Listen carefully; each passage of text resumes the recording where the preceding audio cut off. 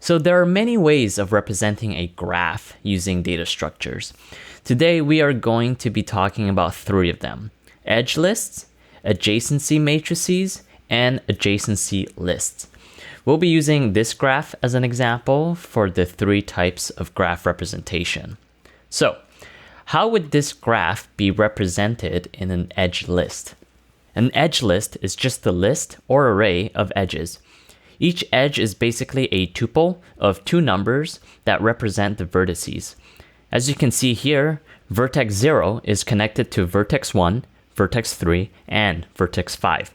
So the edge list for that would look like this. And if we do the same thing for every other edge, then we get an edge list that looks like this, which has 8 tuples of vertices, which is correct because we can count the number of edges on a graph, and it's also 8. You can also add weights to your edges for a weighted graph. For that, you'll have to have tuples of 3 elements, where the 3rd element is your weight. For example, if we add these weights to our graph, then our array will look like this.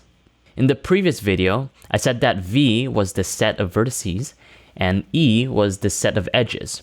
When we talk about the time complexity of graphs, we consider 2 things: the number of vertices and the number of edges.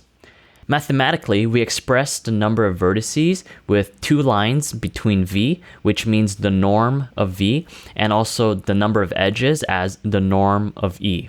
So given that, if we want to see if there is an edge connecting 3 and 4, what would be the time complexity? Yes, you would have to do a linear search through your whole edge list, so it would take O of E, where E is the number of edges.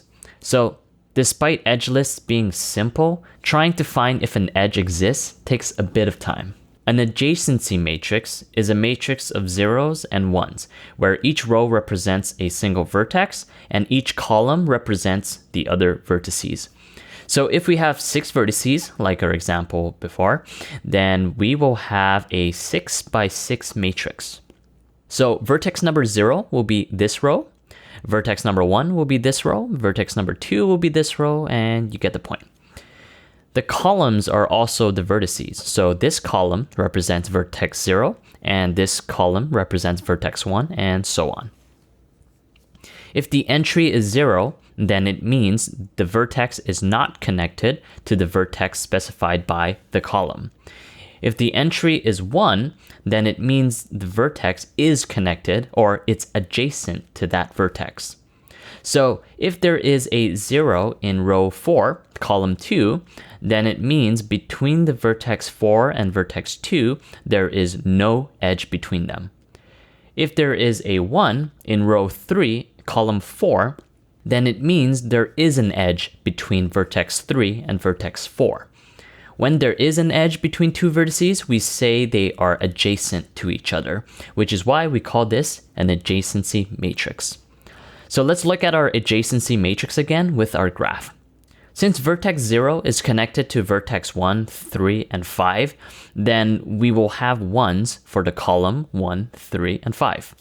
Now, because our graph is undirected, meaning when a connection is formed, it goes both ways, then we also have 1s in these entries in the matrix. So for row 1, you have to modify column 0.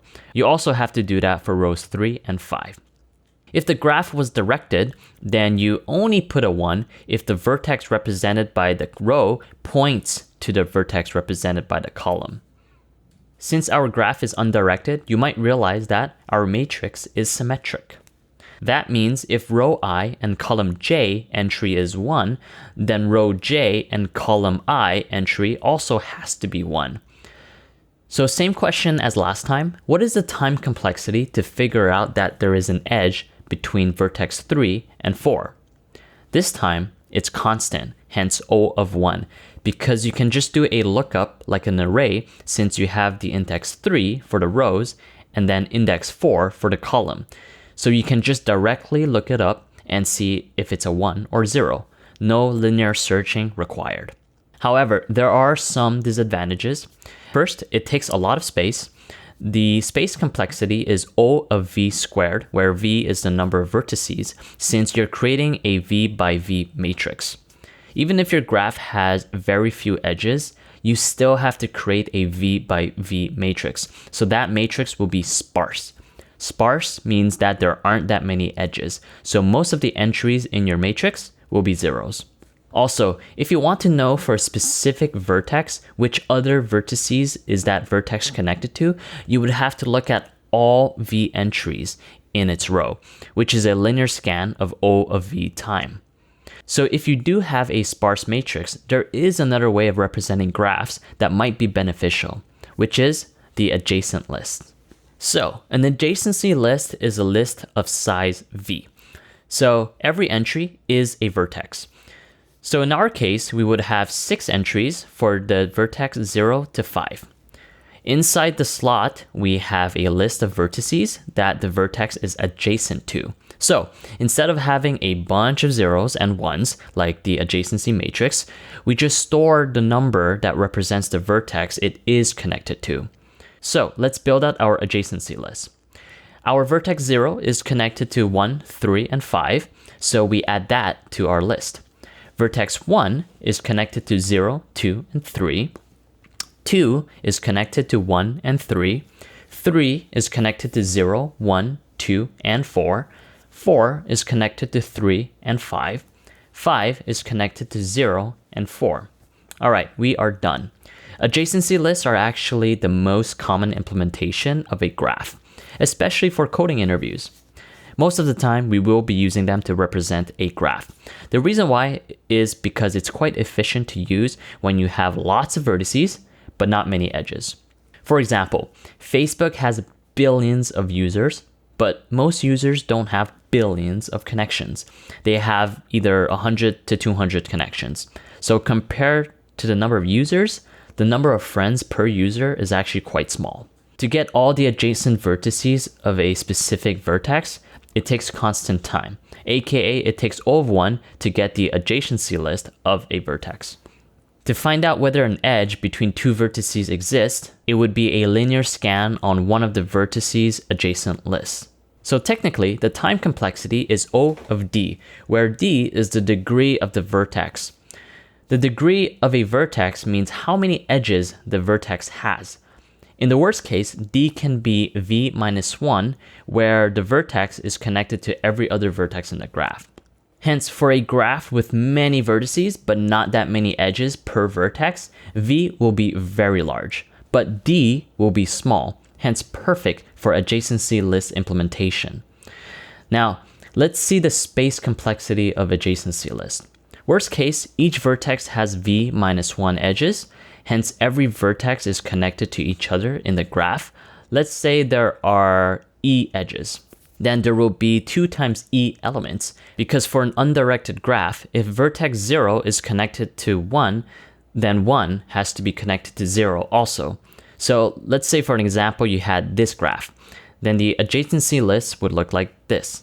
As you can see, the graph has 1 edge, but the adjacency lists contain 2 elements since each edge in the graph will appear exactly twice in an adjacency list for undirected graphs.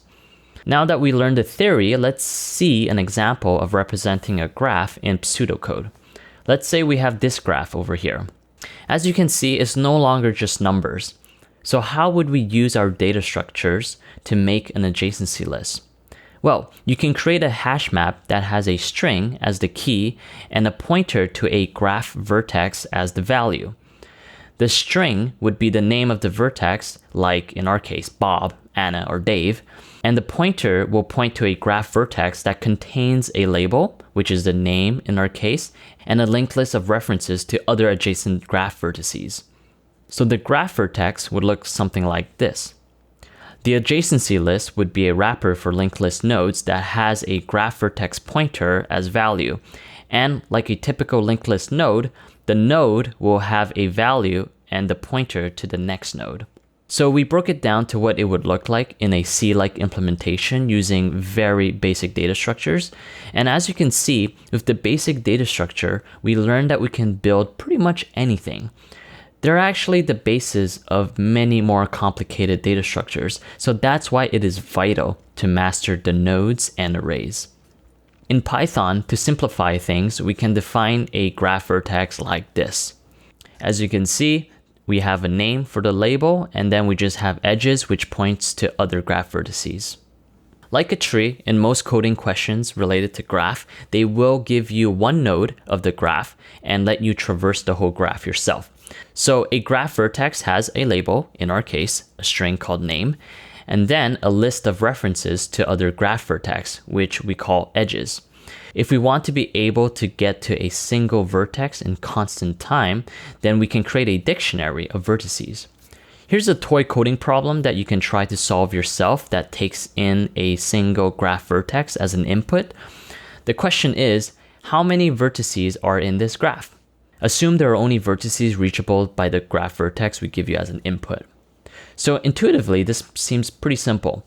If we look at the graph from earlier, the 6 nodes one, and we have the first node as a parameter, then all we have to do is traverse the graph and make sure we're not counting vertices we've already visited. However, despite it being intuitive, implementing it is another thing. How do we traverse a graph given a vertex? This is what we'll learn in the next lessons. There are 2 common ways of traversing and searching a graph: depth first search and breadth first search. All right, I'll see you in the next one.